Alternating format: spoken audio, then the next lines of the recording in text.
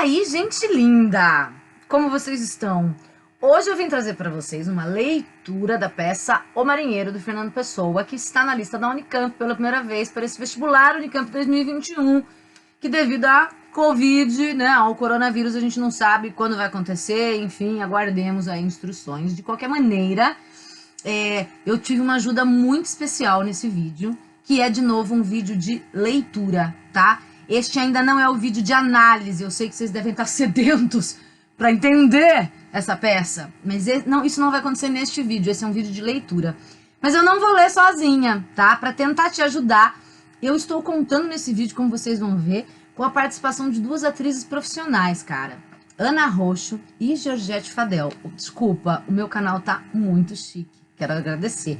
Mandar um beijo para Tati Fadel, que permitiu isso, né, que fez com que isso fosse possível. A Georgette Fadel, para quem não sabe, é a irmã da Tati.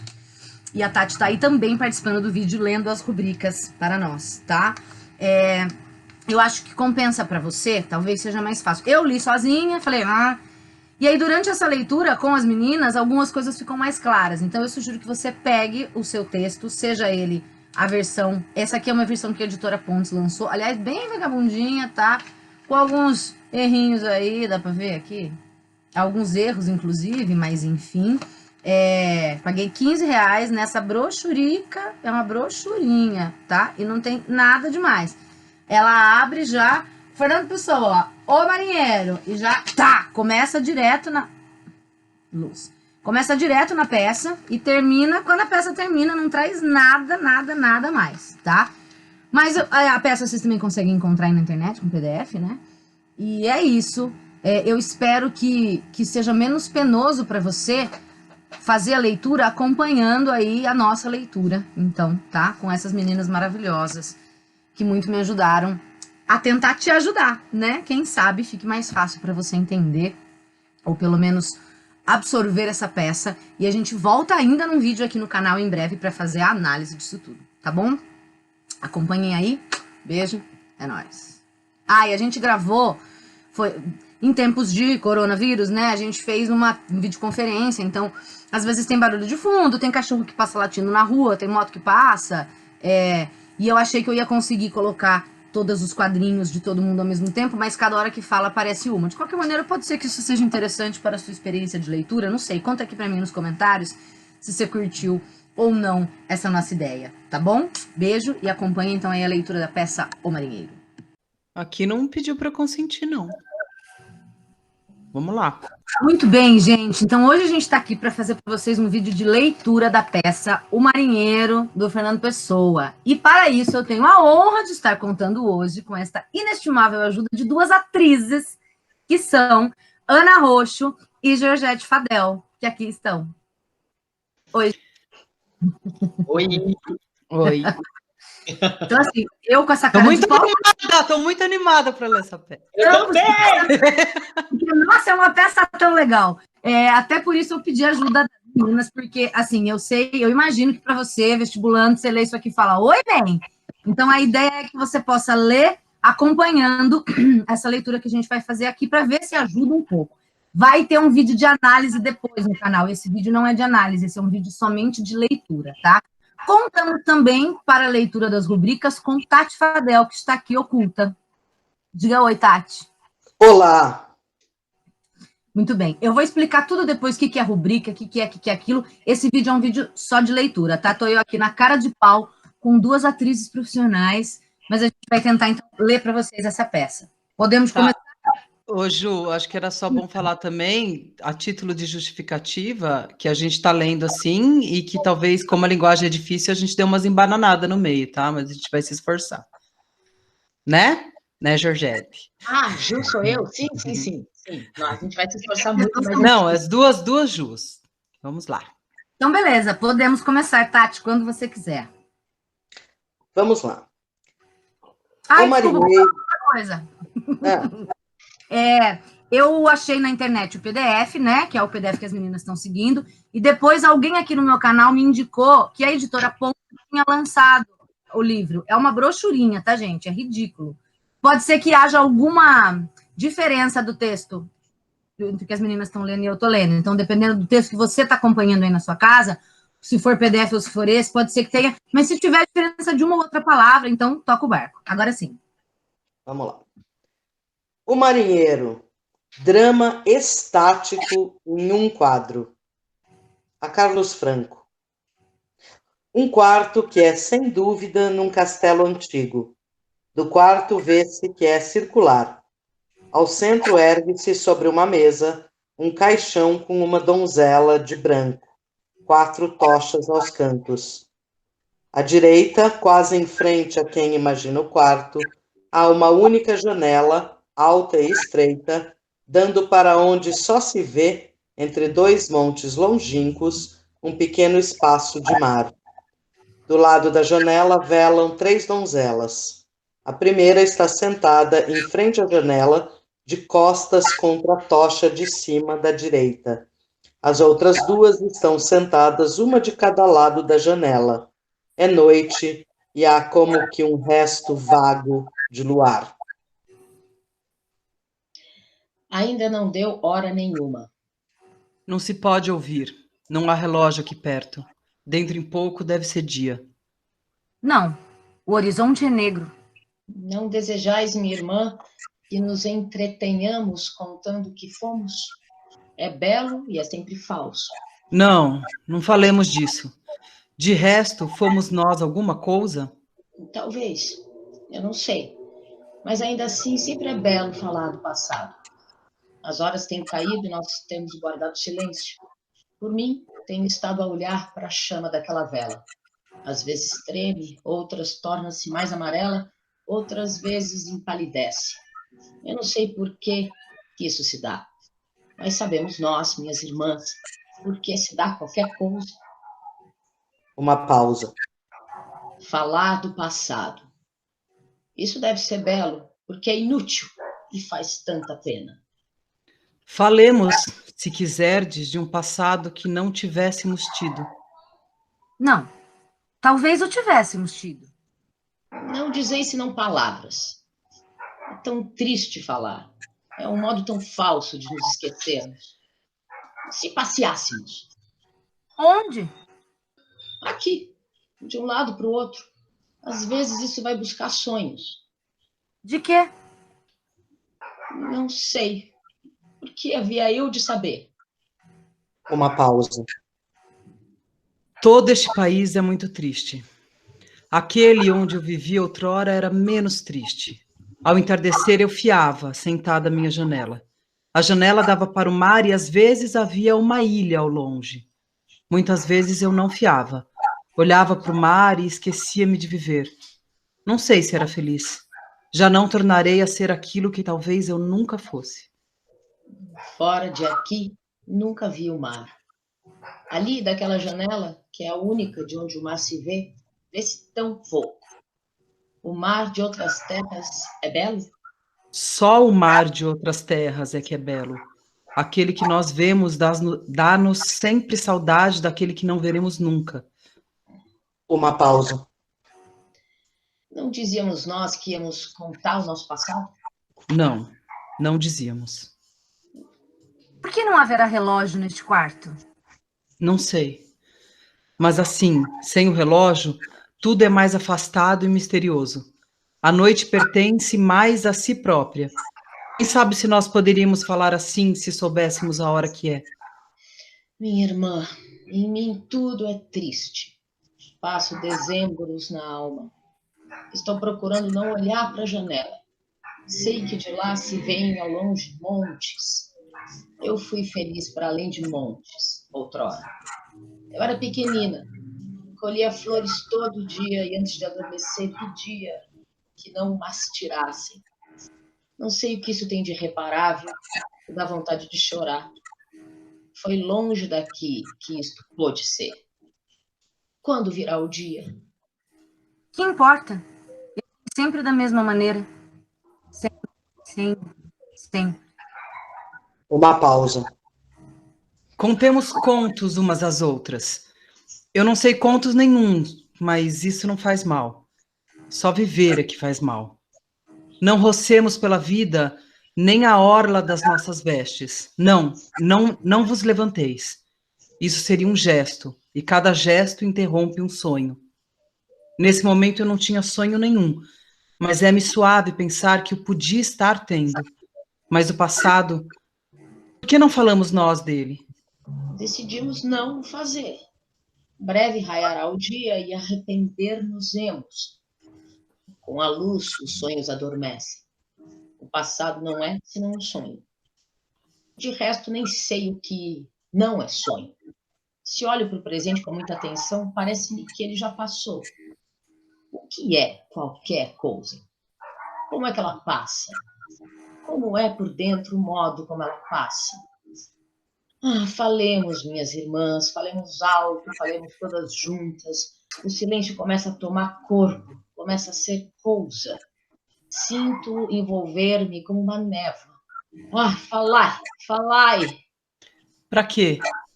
Fito-vos a ambas e não vos vejo logo. Parece-me que entre nós se aumenta abismos. Tenho que cansar a ideia de que vos posso ver para poder chegar a ver-vos. Este ar quente é frio por dentro, naquela parte que toca na alma. Devia agora sentir mãos impossíveis passarem-me pelos cabelos. É o gesto com que falam das sereias. Cruza as mãos sobre os joelhos. Pausa. Ainda há pouco, quando eu não pensava em nada, estava pensando no meu passado. Eu também devia ter estado a pensar no meu. Eu já não sabia em que pensava.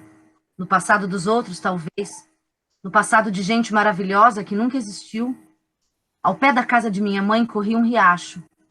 Por que é que correria e por que é que não correria mais longe ou mais perto? Há alguma razão para qualquer coisa ser o que é? Há para isso qualquer razão verdadeira e real, como as minhas mãos? As mãos não são verdadeiras, nem reais. São mistérios que habitam na nossa vida.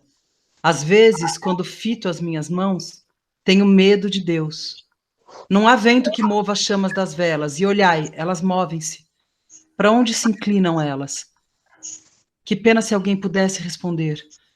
Sinto-me desejosa de ouvir músicas bárbaras que devem agora estar tocando em palácios de outros continentes. É sempre longe na minha alma. Talvez porque, quando criança, corri atrás das ondas à beira-mar.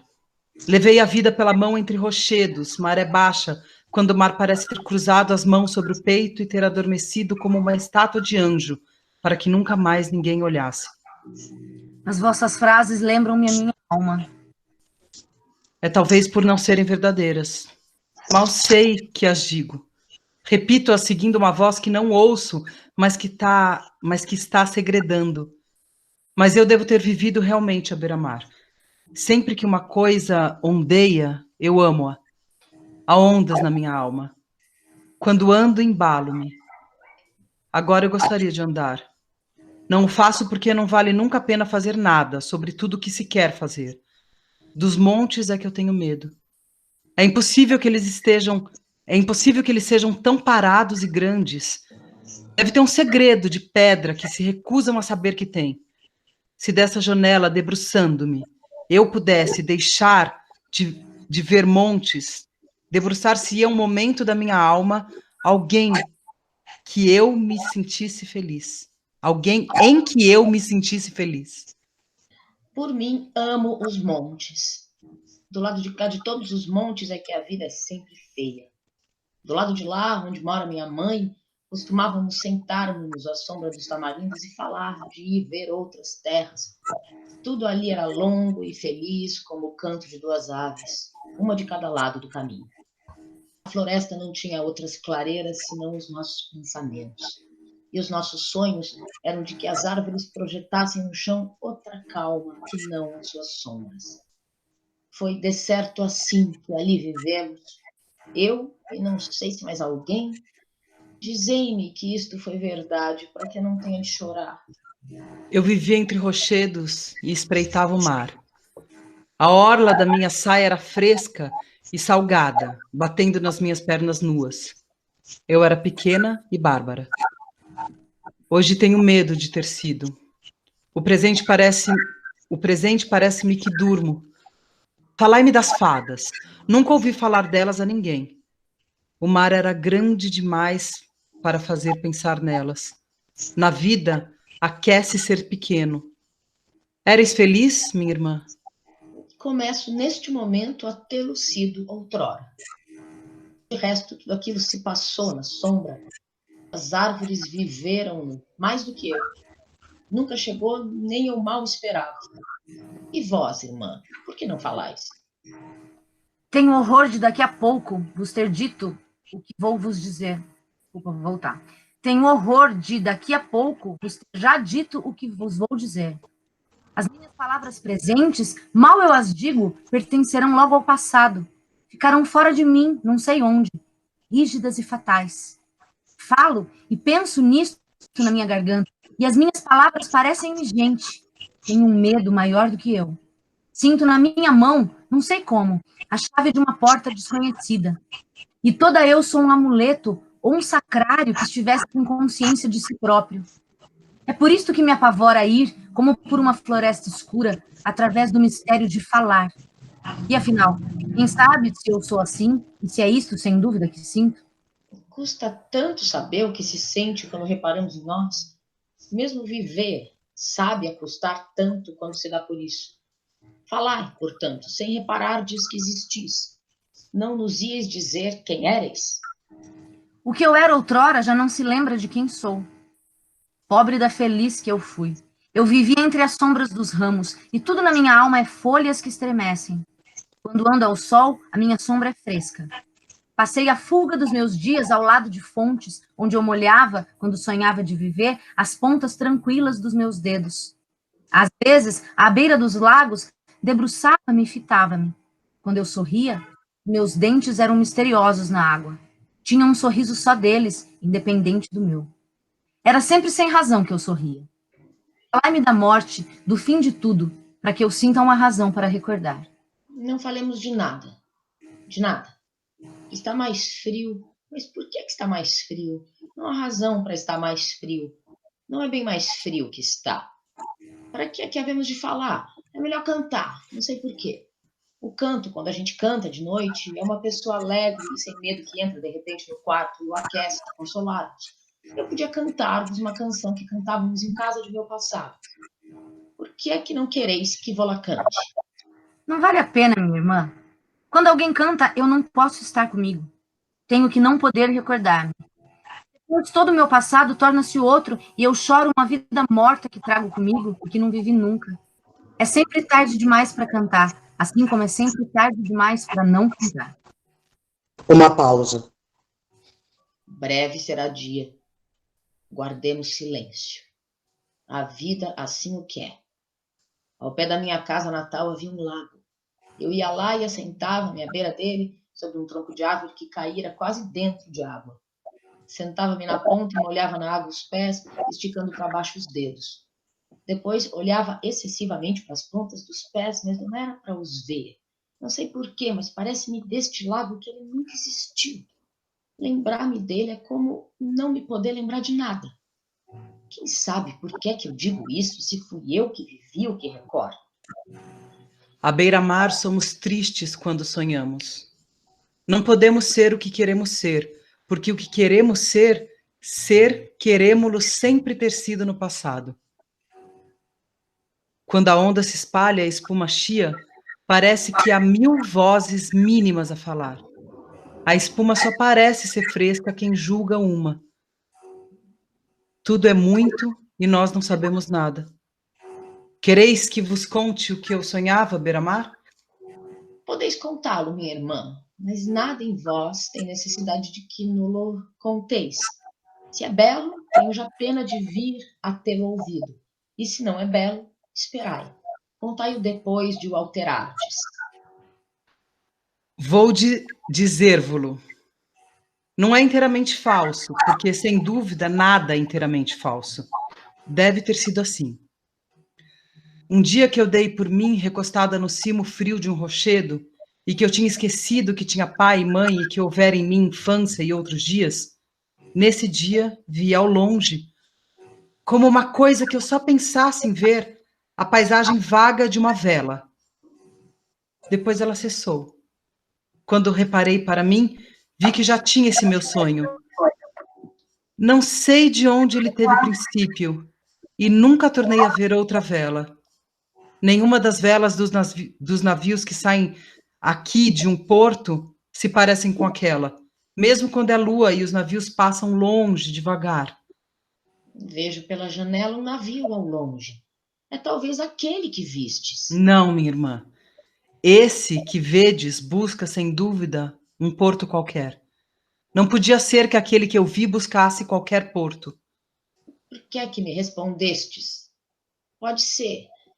Eu não vi navio nenhum pela janela. Desejava ver um e falei-vos dele para não ter pena. Contai-nos agora o que foi que sonhastes à beira-mar. Sonhava de um marinheiro que se houvesse perdido numa ilha longínqua. Nessa ilha havia apenas palmeiras hirtas, poucas, e aves vagas passavam por elas. Não vi se alguma vez pousavam. Desde que, naufragado, se salvara, o marinheiro vivia ali. Como ele não tinha meio de voltar à pátria, e cada vez que se lembrava dela sofria, pôs-se a sonhar uma pátria que nunca tivesse tido. Pôs-se a fazer ter sido sua uma outra pátria, uma outra espécie de país com outras espécies de paisagens, e outra gente, e outro feitio de pararem pelas ruas e se debruçarem nas janelas. Cada hora ele construía em sonho essa falsa pátria, e ele nunca deixava de sonhar. De dia a sombra curta das grandes palmeiras, que se recortava, orlada de bicos, no chão areento e quente. De noite, estendido na praia, de costas, e não reparando nas estrelas. Não ter havido uma árvore que mosqueasse sobre as minhas mãos estendidas à sombra de um sonho como esse. Deixai-a falar, não a interrompais. Ela conhece palavras que as sereias lhe ensinaram. Adormeço para poder escutar. Dizei, minha irmã, dizei. Meu coração dói-me de não ter sido vós quando sonháveis à beira-mar. Durante anos e anos, dia a dia, o marinheiro erguia num sonho contínuo a sua nova terra natal. Todos os dias punha uma pedra de sonho nesse edifício impossível. Breve, ele ia tendo um país que já tantas vezes havia percorrido. Milhares de horas lembrava-se de já ter passado ao longo de suas costas. Sabia de que cor soiam ser os crepúsculos numa baía do norte, e como era suave entrar, noite alta, e com a alma recostada no murmúrio da água que o navio abria, num grande porto do sul, onde ele passara outrora. Feliz, talvez.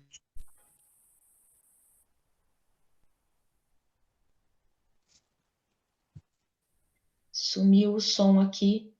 Ana, você travou, mas não tem problema. Volta à última frase. Não, é uma pausa mesmo que eu dei no texto. Não, a gente perdeu o fim da sua fala. Onde vocês pararam? Sabia de que cor, por favor, pode ser?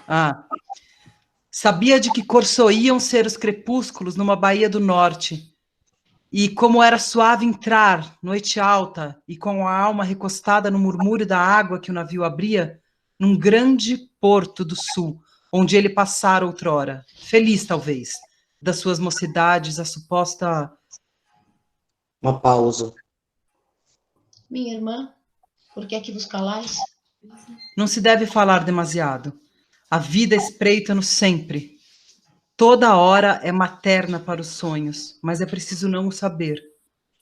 Quando falo demais, começo a separar-me de mim, a ouvir-me falar.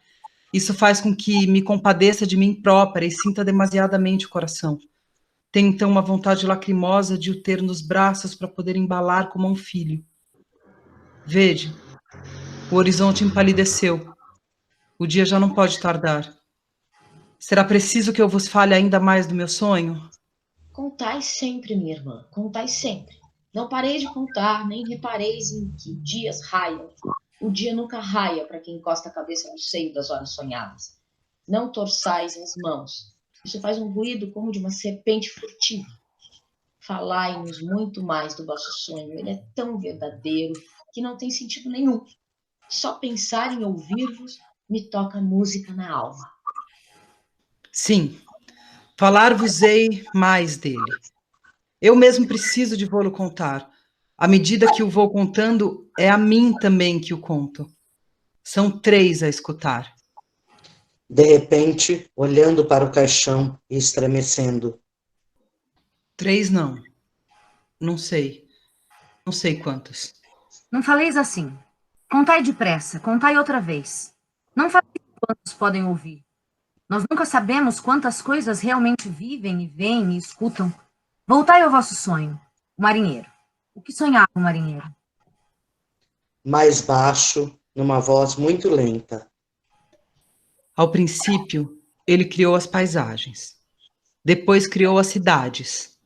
Criou depois as ruas e as travessas, uma a uma, cinzelando-as na matéria da sua alma.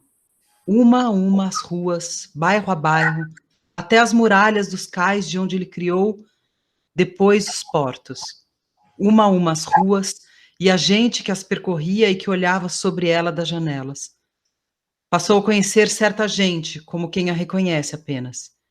E eles conhecendo as vidas passadas e as conversas, e tudo isso era como quem sonha apenas paisagens e as vai vendo. Depois viajava, recordando através do país que criara. E assim foi construindo o seu passado. Breve tinha uma outra vida anterior. Tinha já, nessa nova pátria, um lugar onde nascera, os lugares onde passara a juventude, os portos onde embarcara, e tendo tido os companheiros da infância e depois os amigos e inimigos da sua idade viril.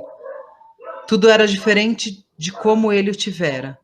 Nem o país, nem a gente, nem o seu passado próprio se pareciam com o que havia sido. Exigis que eu continue? Causa-me tanta pena falar disso. Agora, porque vos falo disso, aprazia-me mais estar-vos falando de outros sonhos. Continuai, ainda que não saibais por quê. Quanto mais vos ouço, mais não me pertenço. Não será bom realmente que continueis? Deve qualquer história ter fim? Em todo caso, falai. Importa tão pouco o que dizemos ou não dizemos. Velamos as horas que passam. O nosso mistério é inútil como a vida.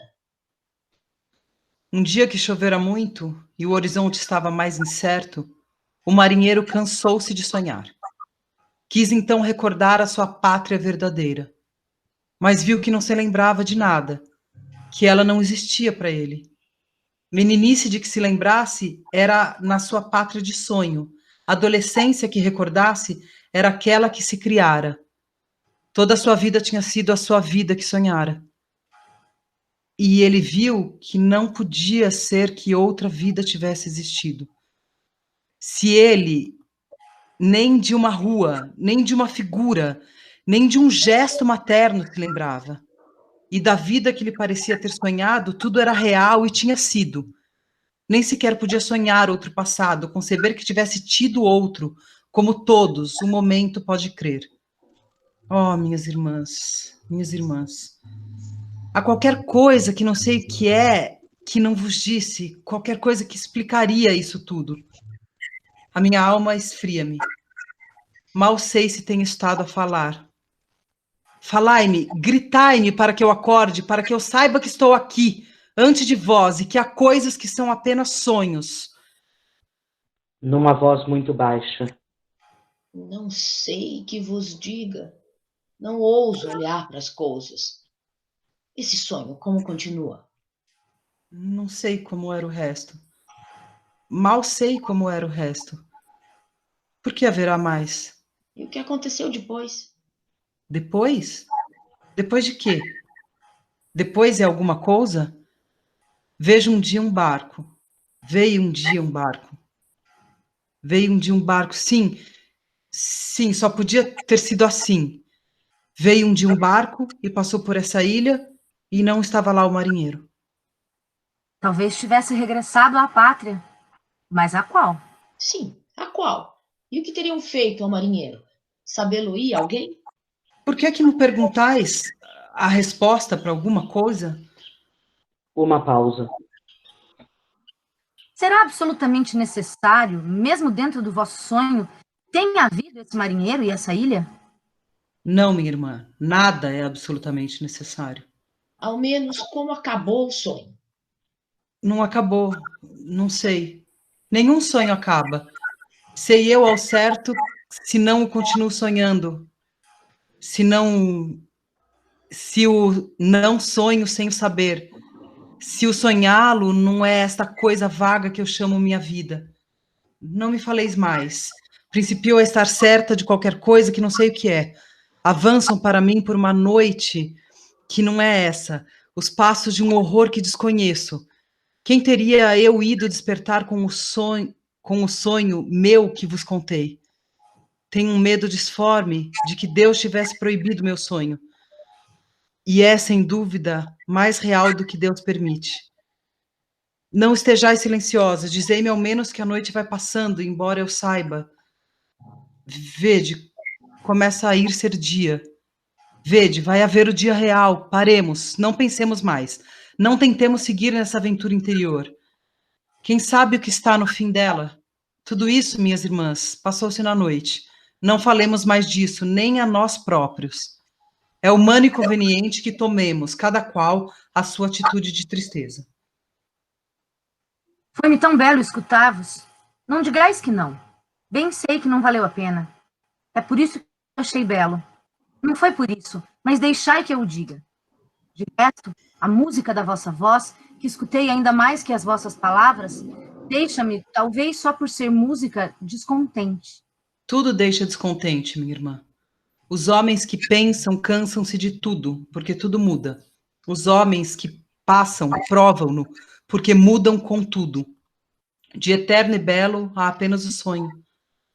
Por que estamos nós falando ainda? Não sei. Olhando para o caixão em voz mais baixa. Por que é que se morre? Talvez por não se sonhar bastante. É possível. Não valeria então a pena fecharmos no sonho e esquecer a vida?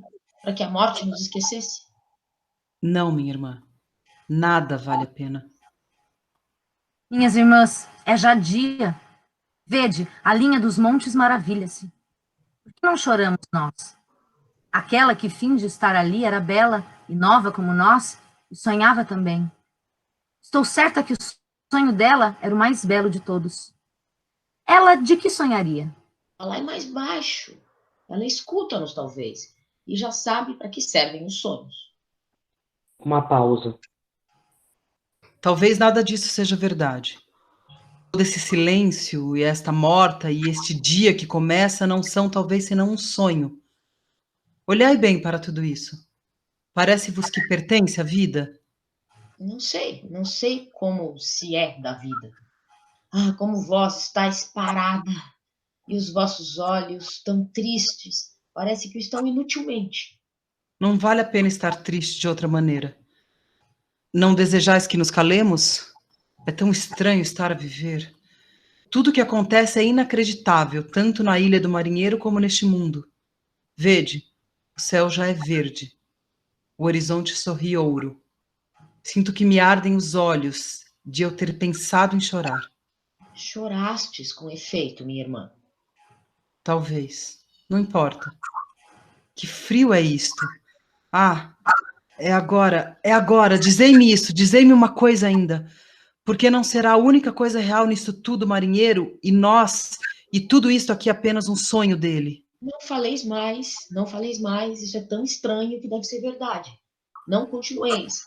O que quis dizer, não sei o que é, mas deve ser demais para a alma o poder ouvir. Tenho medo do que não chegastes a dizer. Vede, é dia já. Vede o dia. Fazei tudo por reparar de só no dia real, ali fora. Vede-o, ele consola. Não penseis, não olheis para o que pensais. Vede-o a vir, o dia. Ele brilha como ouro numa terra de prata. As leves nuvens arredondam-se à medida que se coloram. Se nada existisse, minhas irmãs, se tudo fosse, qualquer modo, absolutamente coisa nenhuma, por que olhastes assim? Não lhe respondem, e ninguém olhara de nenhuma maneira. Que foi que dissestes e que me apavorou? Sentiu tanto que mal vi o que era. Dizei-me o que foi para que eu, ouvindo na segunda vez, já não tenha tanto medo como dantes. Não digais nada. Não vos pergunto isso para que me respondais, mas para falar apenas, para me não deixar pensar. Tenho medo de me poder lembrar do que foi, mas foi qualquer coisa de grande, pavoroso, como o haver Deus. Devemos já ter acabado de falar. Há tempo já que nossa conversa perdeu sentido. O que é que entre nós que nos faz falar prolonga-se demasiadamente. Há mais presenças aqui do que as nossas almas. O dia devia ter já raiado. Deviam já ter acordado. Tarda qualquer coisa. Tarda tudo. O que é que se está dando nas coisas de acordo com o nosso horror? Ai, não me abandoneis. Falai comigo, falai comigo. Falai ao mesmo tempo do que eu, para não deixar de sozinha a minha voz. Tenho menos medo à minha voz do que a ideia da minha voz dentro de mim, se for reparar que estou falando. Que voz é essa com que falais? É de outra. Vem de uma espécie de longe. Não sei, não me lembreis isso. Eu devia estar falando com a voz aguda e tremida do medo, mas já não sei como é que se fala. Entre mim e a minha voz abriu-se um abismo. Tudo isso, toda essa conversa, essa noite, esse medo, tudo isso devia ter acabado de repente, depois do horror que nos dissestes. Começo a sentir que eu esqueço a isso que dissestes e que me fez pensar que eu devia gritar de uma maneira nova para exprimir o horror de aqueles. Minha irmã não nos devias ter contado essa história. Agora estranho-me viva com mais horror. Contáveis, e eu tanto me distraía que ouvia o sentido das vossas palavras e o seu som separadamente. E parecia-me que vós, e a vossa voz, e o sentido do que dizíeis eram três entes diferentes, como três criaturas que falam e andam. São realmente três entes diferentes, com vida própria e real. Deus talvez saiba por quê. Ai, mas por que é que falamos? Quem é que nos faz continuar falando? Por que falo eu sem querer falar? Por que é que já não reparamos que é dia? Quem pudesse gritar para despertarmos.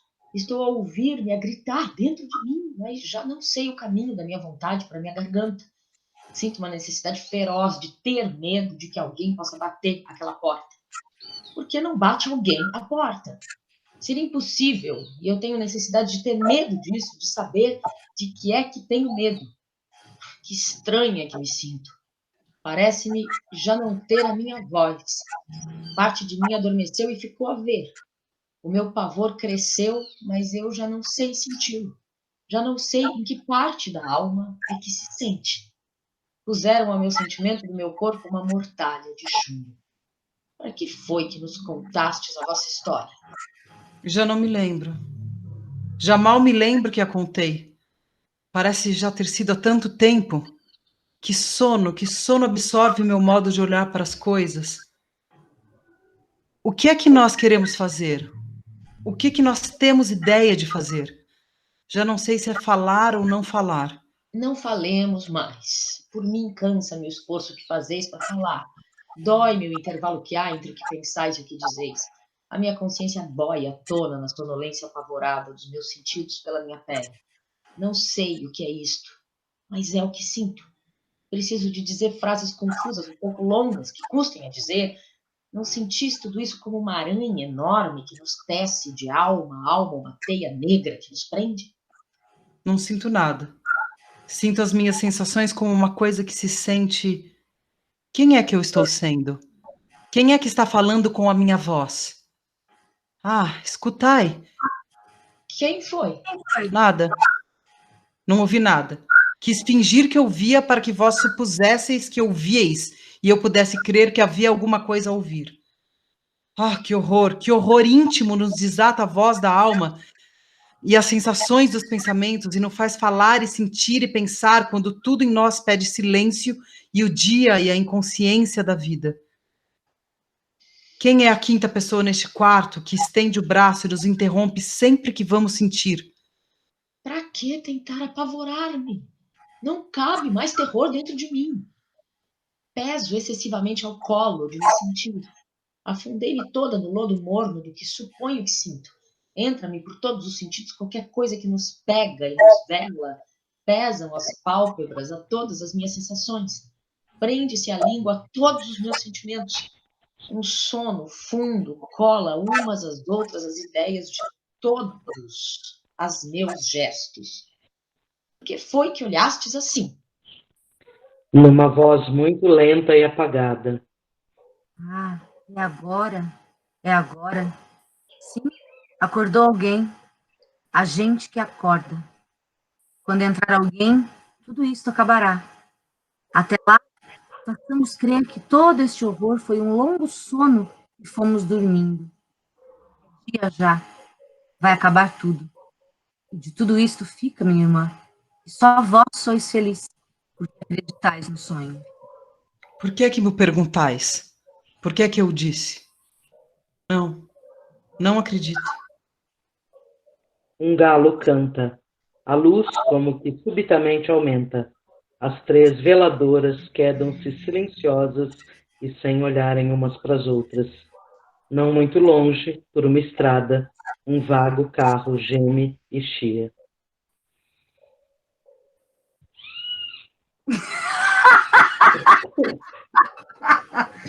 Eu acho que a melhor coisa é a cara que a gente fica quando termina o texto. É a surpresa que dá quando o texto vai de lugar a coisa nenhuma e termina. Então vamos parar de falar, daí alguém fala. É assim, né? Mas eu acho que o texto ganha com a leitura. Eu achei ele menos chato também. Eu achei. Olha, eu não tenho opinião nenhuma para dar nesse momento. Essas 3 estão com muitos problemas. Então, gente. Eu só quero saber por que elas não paravam de falar, se elas não queriam falar. Fica aqui o questionamento. Não, elas mesmas dizem, elas mesmas perguntam, por que estamos falando? Há uma distância entre a minha vontade e a minha voz, há uma distância entre a minha vontade e a minha voz. E não falemos mais, mas daí continua a falar. Não podia deixar de ser um homem escrevendo como 3 mulheres, né? Não consegue parar de falar, né? Fica aí. E um homem misógino, vocês sabem, né? Sim, Fernando Pessoa, bastante. Sim. Mas isso fica para análise da Ju, quando a Ju Mas é um trabalho do cacete analisar esse texto super divertido, mas de qualquer maneira eu quero agradecer muito antes de terminar aqui. Obrigada, Ana Roxo, obrigada, Josete Fadel, por abrilhantarem este texto tão divertido que lemos. Obrigada, Tati Fadel, pelas rubricas, pelas mediações, por tornar isso possível. E agora eu que lute. Eu queria aproveitar e mandar um beijo para os fofos da Unicamp que escolheram esse texto para as pessoas lerem, porque é um bom jeito de odiar Fernando Pessoa, né? Você lê esse texto, nunca mais vai querer ler nada dele, e ele tem coisas tão lindas, né? E teatro, né? E teatro, mais teatro, né? Que já mas eu acho que a gente pode defender o nosso, Georgette, e falar para as pessoas que isso não é peça, viu? Peça tem que acontecer alguma coisa, né? Isso não é uma peça. É o que o Fernando Pessoa acha que é uma peça. Não, você está errada, Ana, porque no final ouvem-se buzinas ao longe, acontece alguma coisa. Então, isso aí a peça ia começar, porque daí ia entrar uns dragões, um anão e um elfo para fazer alguma coisa. Não é possível. Eu queria dizer que essa peça está entrando no lugar de O Bem Amado, que é uma peça. Ah, bicho. Não. Pessoal da Unicamp, não basta o Covid. Você ainda tem que fazer essas pessoas ler essa coisa. É deprê. Encerra isso, Juliana, que a gente está se comprometendo. Vou encerrar a gravação. Meninas, beijo de novo, obrigada. Beijo. Até mais. Beijo, obrigada. Meu povo. Não é isso que eu tenho que fazer. Parar a gravação é aqui.